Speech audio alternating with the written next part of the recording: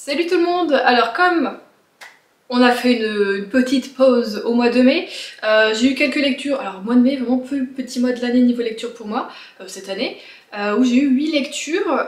J'en ai parlé de 2 je crois du coup dans le dernier vlog qu'il y avait eu avant ma pause. Et donc on a au moins 6 lectures à rattraper, voilà, que j'ai lues depuis. Et je me suis dit quoi de mieux qu'un vrai bilan lecture du mois de mai, plutôt que de mettre ça dans un vlog ce soit trop long, pour vous en parler tout simplement. Donc c'est parti, je vais vous parler de mes lectures, qui étaient ma foi en plus plutôt bonnes. On commence avec Le Train Bleu d'Agatha Christie. Du coup moi j'ai les vieilles éditions du Masque. J'essaye de les lire dans l'ordre, mais évidemment pour le moment j'ai pas tout. Donc bon, j'essaye de lire dans l'ordre mais avec des trous quand même. Donc j'espère pouvoir bientôt avoir la suite. Voilà. Enfin les autres tomes, il faut que je me bouge les fesses et que j'aille dans des Emmaüs et tout ça. Mais bon, la dernière fois au livre, il y en avait pas. En tout cas pas d'Hercule Poirot. Du coup Le Train Bleu. Bah écoutez, j'ai beaucoup aimé, j'ai passé un très bon moment de lecture, c'est que j'adore les Agatha Christie, plus en détail les Hercule Poirot, voilà, je suis fan de la série de toute façon des Hercule Poirot, je parle de la série télé, et ce livre-là, je l'avais déjà vu du coup en épisode, mais j'ai la chance de ne pas avoir une très bonne mémoire, surtout qu'il y a beaucoup de Hercule Poirot, voilà, si tu regardes toute la série, même si tu le regardes 4 fois, ce qui est à peu près mon cas, t'oublies toujours un petit peu qui a fait le coup quoi. Et j'ai bien aimé comment c'était monté, tout ça, comment c'était fait. J'ai aimé les personnages. Bon bah il y en a comme d'habitude, t'as envie de les éclater, mais j'aime toujours autant comment Agatha Christie construit ses histoires, ses énigmes, comment elle omet certaines choses pour pas qu'on découvre tout d'un coup. À chaque fois tout est bien fait, tout est bien joué, tout est bien construit. Et au moment où on a la clé du truc, c'est toujours... Alors soit c'est Hercule qui nous le dit, et puis nous on était là en mode, ah ouais, non. Soit, bon là j'ai deviné un petit peu avant, peut-être que j'ai eu des réminiscences de l'épisode, tu vois, que j'avais vu. Ou peut-être que je sais pas, il y a eu un truc, je me dis, ah peut-être ça doit être ça. Et effectivement, j'avais comme d'habitude pas tout à 100%. Voilà, ça c'est la base avec Agatha Christie, j'ai envie de dire. Tu n'as jamais tout à 100%, c'est impossible d'être dans sa tête. Mais du coup j'ai passé un très bon moment de lecture et j'ai hâte déjà d'en relire un parce que vraiment j'aime trop l'écriture de cette autrice. Je me dis quand j'aurai fini Hercule Poirot, que vais-je devenir? Je ferai les Agatha Christie, j'ai des Miss Marple, tout ça, mais j'ai toujours moins aimé Miss Marple. Voilà, j'ai vraiment un petit coup de cœur pour Hercule. Donc voilà, encore une très bonne lecture, j'ai lu ça en une journée je crois. C'était vraiment lecture rapide, je voulais un petit truc. Quand je sais que je veux quelque chose une lecture tu sais, où je vais être à fond dedans, où ça sera rapide, alors souvent je vais du coup vers des polars, des thrillers, des énigmes, des enquêtes, parce que j'aime bien être vraiment dedans, et si je veux être sûre à 100%, bah, je vais vers Hercule Poirot et vers Agatha Christie, et du coup là ça l'a fait à 100%, donc c'était vraiment cool, j'ai passé un très bon moment de lecture. Après c'est une lecture qui m'a prise un petit peu plus de temps, j'ai mis un peu plus d'une semaine pour le lire. J'ai donc lu le tome 13 de Mercy Thompson de Patricia Briggs aux éditions Milady, La Faucheuse d'âme. Donc là on est sur du beat lit avec beaucoup de créatures de la littérature urban fantasy beat lit. Mais nos personnages principaux sont des loups-garous et surtout on est avec Mercy qui elle est... est-ce qu'on pourrait dire un changelin? Je ne sais pas comment on pourrait dire, mais elle est coyote en fait, elle peut se changer en coyote, voilà, assez facilement. Et du coup, ça fait 13 tomes que je la suis, ça fait quoi du coup? Ça va faire peut-être 9 ans, je crois que je l'ai commencé cette série en même temps que la chaîne, ou peut-être un petit peu avant, je ne sais plus. Là, ça fait très longtemps, hein, Mercy Thompson et moi, voilà, et je l'aime toujours autant. Il y a toujours ce début qui est un peu étrange, où je suis toujours à mon... J'ai du mal à me remettre dans l'histoire, tout ça. Je suis toujours en mode, ah, c'est long à démarrer, tout ça. Et vraiment, la vraie histoire démarre toujours que vers les passer 100 pages, tu vois.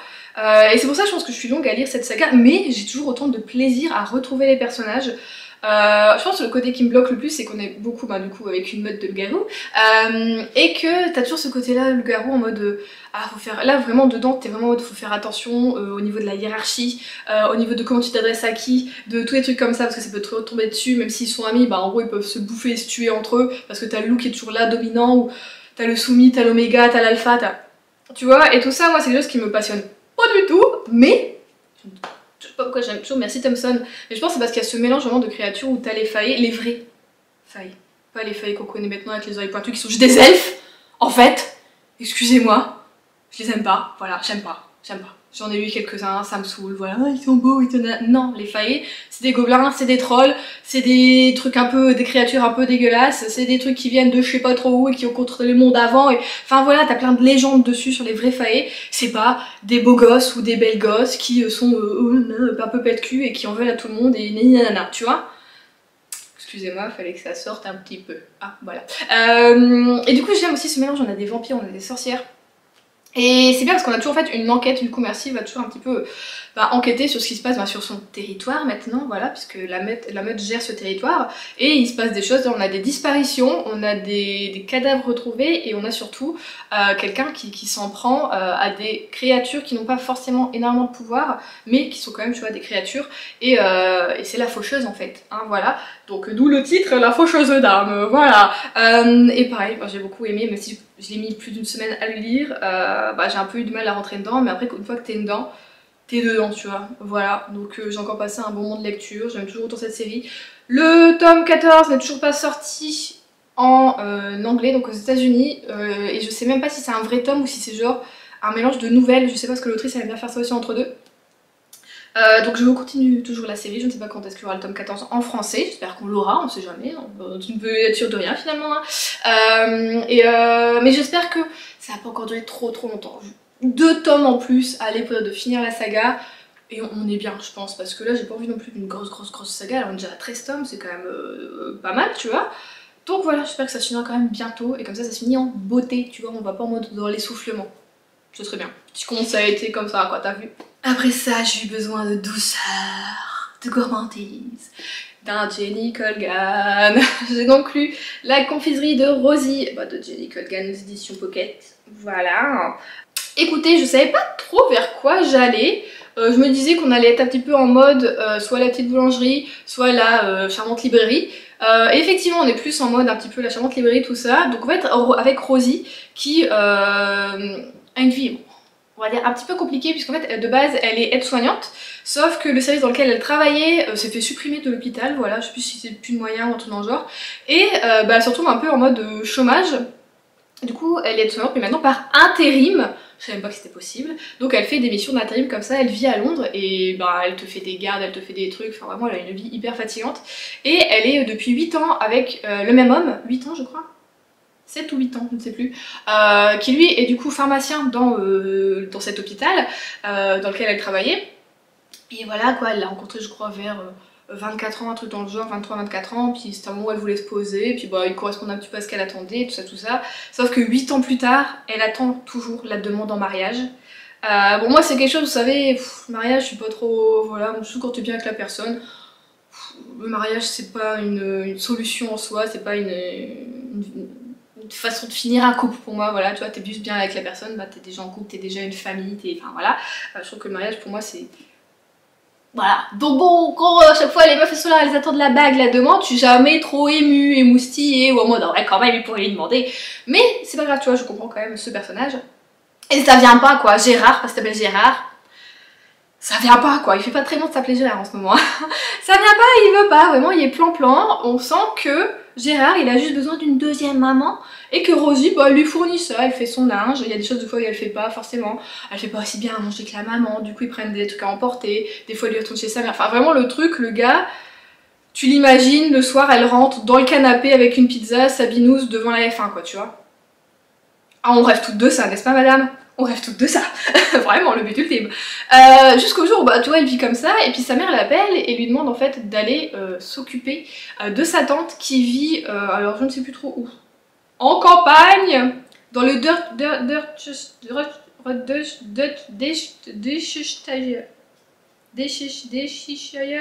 Ça commence par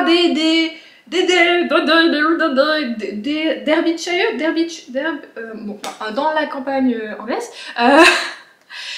Et bon parce qu'en fait elle souffre de la honte, tout ça. Et donc comme c'est la sœur qui reste en Angleterre, le reste de la famille est parti vivre en Australie et que elle est soignante, donc elle est spécialisée là-dedans, et tu vas aller aider grand tati, voilà, ce qu'ils disent la tante, mais en fait c'est son arrière grand tante on va dire, puisque c'est la sœur de son grand-père. Donc c'est sa grand-tante.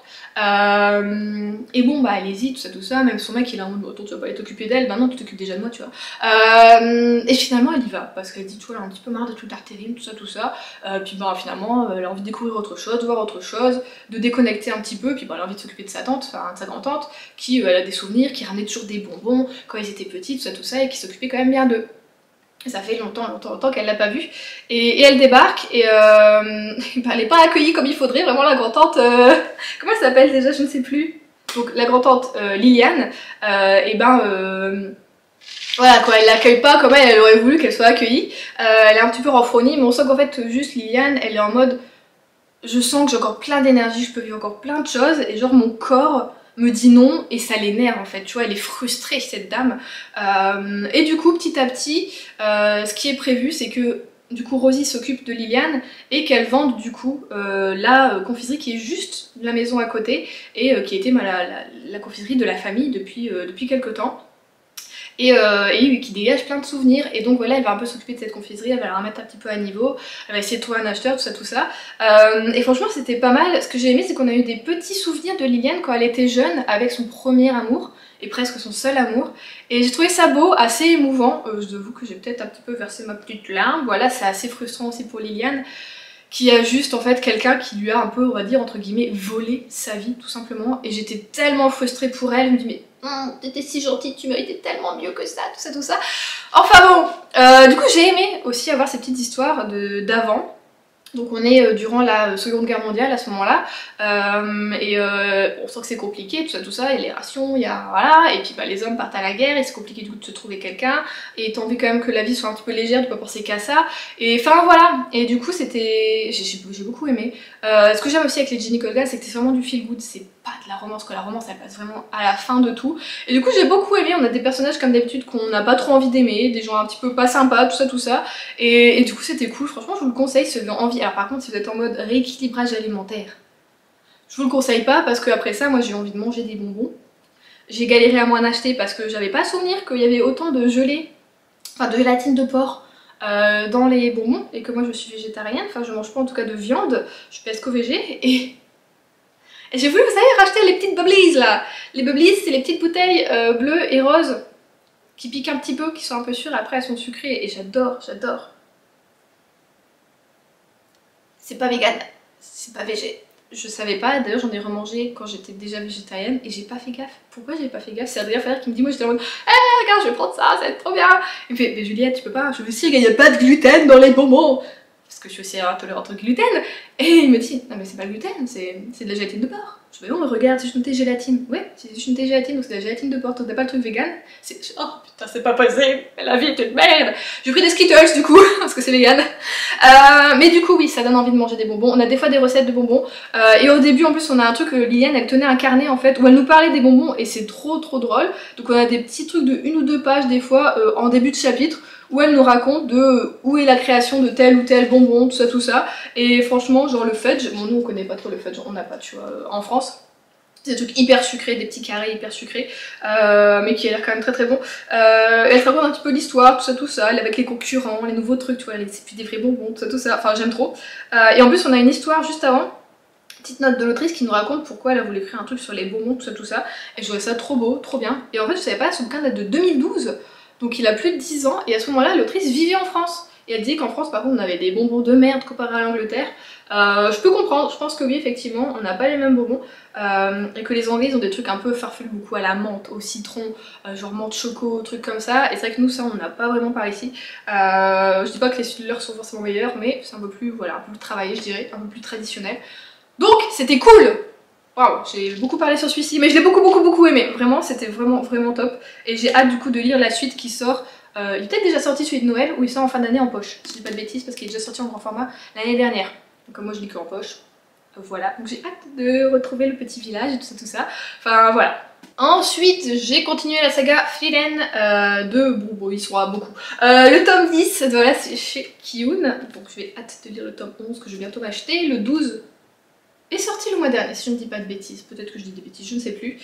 Et j'ai beaucoup aimé ce tome, parce que là on est avec un démon en fait. Donc Frieren c'est une elfe qui chasse les démons, qui a une quête aussi, tout ça.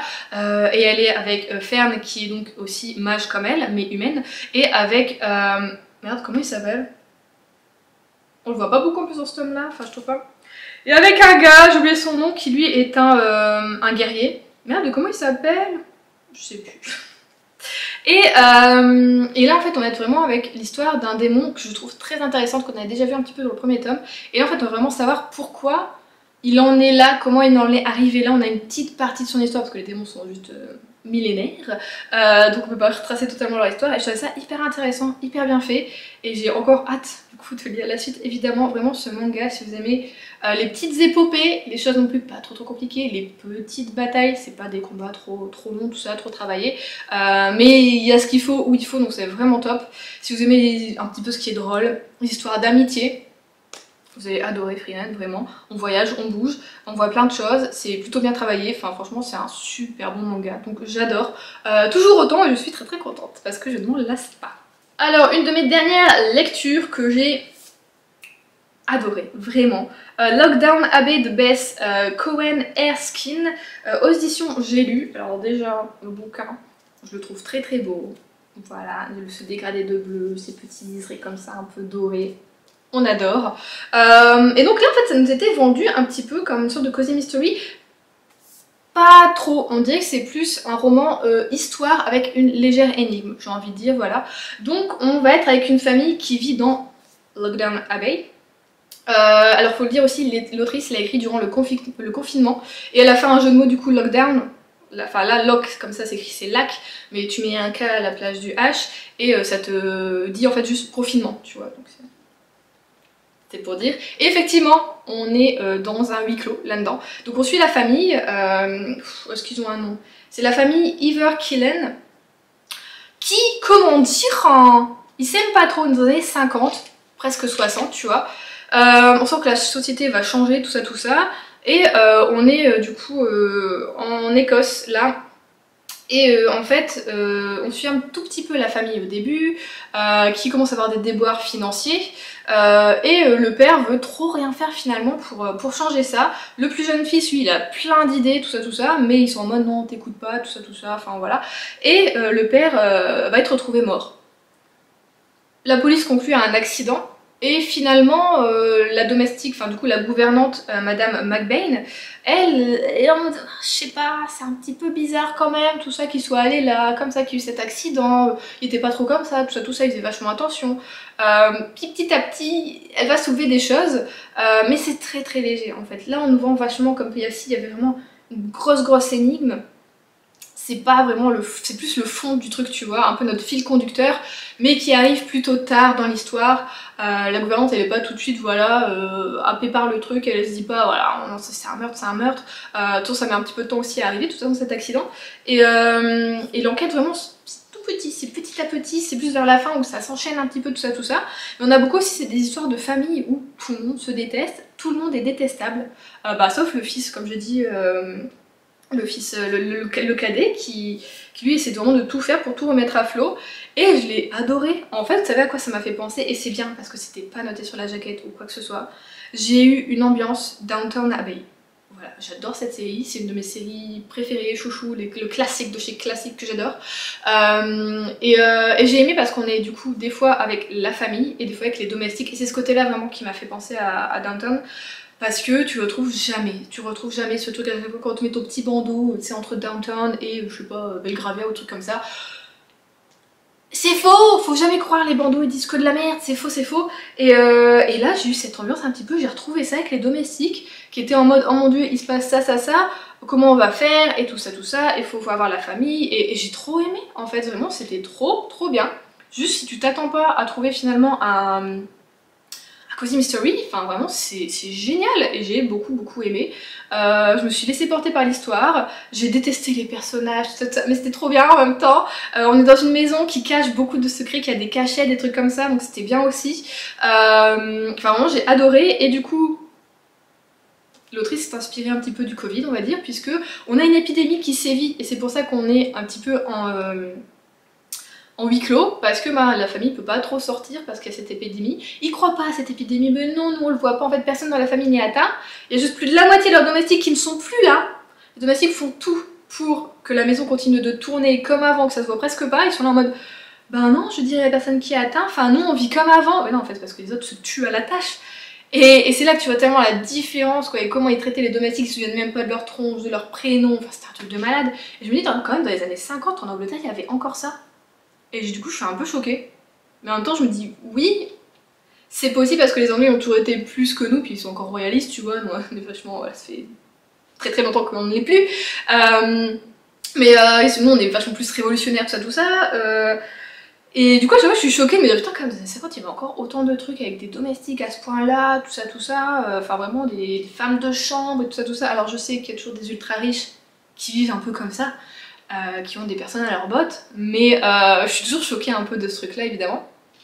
Et je sais que moi, je pense que je pourrais pas vivre avec ça. Enfin, c'est tellement bizarre de quelqu'un qui soit toujours là dans ton intimité, à te coiffer, à faire couler ton bain, à te... Oh mon dieu, je ne pourrais pas. Sauf la vaisselle, si elle se faisait toute seule en mode Merlin l'Enchanteur, ce serait génial. Mais vraiment, ça je ne comprendrais jamais. Et du coup, j'étais à chaque fois choquée. C'est quand même dans presque dans les 60, il y avait encore des familles comme ça, enfin c'est fou. Mais du coup, j'ai passé un trop bon moment de lecture. Si vous avez franchement l'occasion de le lire, si vous aimez les histoires un peu comme ça, de familles qui se détestent un petit peu, où t'as les belles filles et les filles qui sont en mode ouais mais non tu vois c'est moi la comtesse, vraiment il y a des trucs qui se passent, mais c'est what the fuck, tu te dis mais les gens c'est lunaire, ils captent rien à la vraie vie, c'est fou. Bon du coup j'ai adoré, je peux rester 36 000 ans dessus, je l'ai beaucoup aimé, je suis extrêmement contente de cet achat, vraiment parce que pour une fois j'ai acheté un bouquin en neuf, voilà, et je suis trop contente. Trop contente, vraiment. Et pour finir cette update lecture, j'ai lu un manga qui m'avait été prêté, que j'ai pas rendu. Enfin, vous avez vu ma dernière vidéo, vous êtes au courant. Je vais essayer de recontacter la personne du coup qui a déménagé entre temps, comme moi. On va essayer de retrouver sur Facebook. Heureusement je me suis pas encore supprimée de Facebook. Je sais plus son nom de famille, c'est pas grave. Du coup, j'ai lu Anneau de Paris de JP Nishi aux éditions Philippe Piquet. Donc c'est un grand manga. Et bah vous savez quoi, c'était trop bien. Donc là en fait on est avec l'auteur, on est vers les années 2007, 2008, des choses comme ça.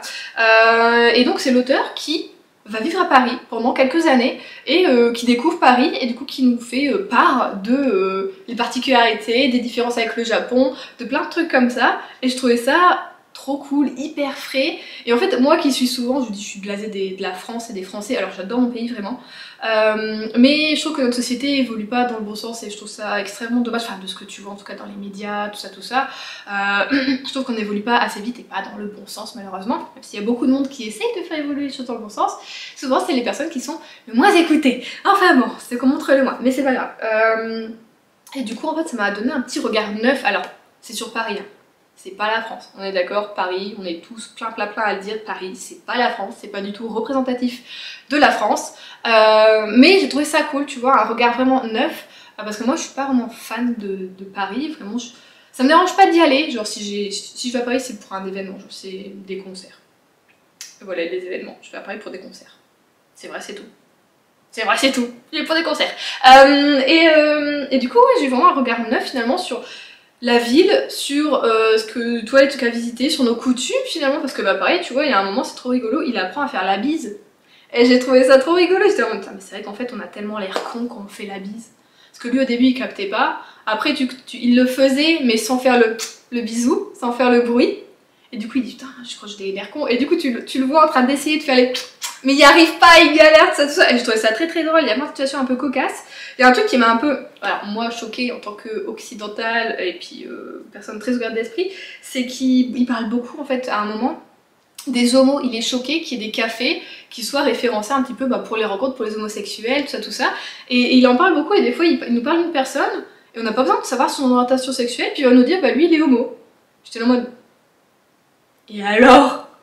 Et après je me dis ouais bon 2007, il est japonais, pour eux c'est malheureusement à l'heure actuelle encore compliqué les trucs d'orientation sexuelle comme ça, j'espère pour eux que ça va évoluer rapidement, mais du coup 2007 je me dis ouais ça devait être quand même pour lui assez choquant je pense, mais c'est le seul truc où je me suis dit vraiment oh voilà toi c'était pas nécessaire gars de dire des choses comme ça, mais après je me dis tu vois normalement ce bouquin il est pour le public japonais, pour qu'ils font un petit peu pareil tout ça, et peut-être que eux tu vois ça peut les intéresser de voir ça, les différences, tout ça. Voilà, moi en tant que française, j'étais là un peu en mode bah dis donc.